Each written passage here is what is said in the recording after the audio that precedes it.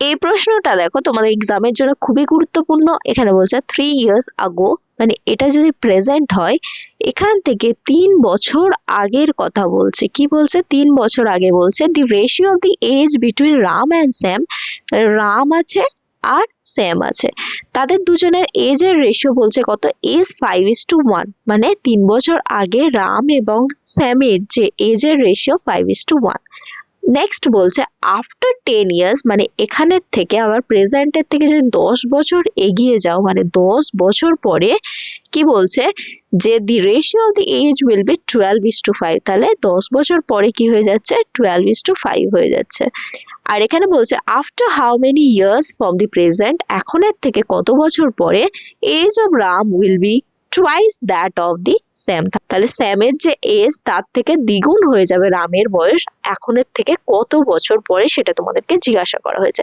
আচ্ছা, এই গ্যাপটা দেখো, 13 বছরের যে গ্যাপটা, সেটা এদিকেও হওয়ার কথা, কারণ এরও 13 বছর পরে যদি হয়, এরও 13 বছর পরেই হবে যে রেশিওটা দেওয়া আছে, কারণ এটা যদি প্রেজেন্ট হয়, প্রেজেন্টের থেকে 3 বছর আগে আবার 10 বছর পরে, মানে এই গ্যাপটা টোটাল হচ্ছে 13 বছরের। তাহলে এই দিকের গ্যাপ আর এই দিকের গ্যাপটা সমান হওয়ার কথা, কিন্তু এই 5-এর সাথে দেখো 7 যোগ করলে 12 আসছে, আর এদিকে দেখো 1-এর সাথে 4 যোগ করলে 5 আসছে, মানে এই যে 7 আর 4 দুটো আলাদা, কিন্তু এটা সেম হওয়ার কথা, কারণ দুদিকেই 13 হওয়ার কথা।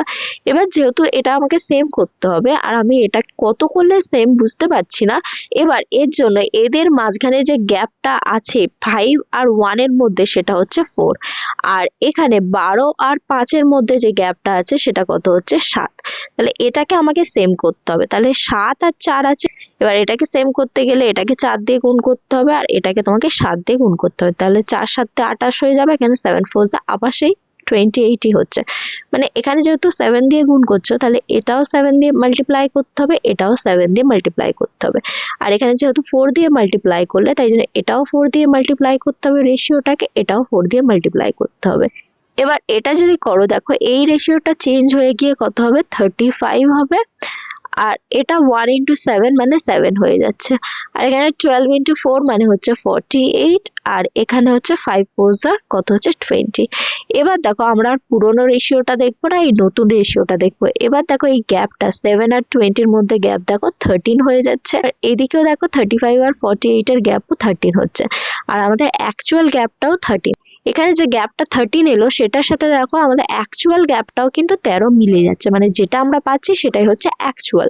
তাহলে এই ক্ষেত্রে আমরা যদি এদের প্রেজেন্ট এজ বের করতে চাই, এবার এদের 3 বছর আগের এজটা হচ্ছে 35 আর 7, তাহলে 3 বছর পরে কত হবে? 38 আর 7 + 3 মানে 10 হয়ে যাচ্ছে।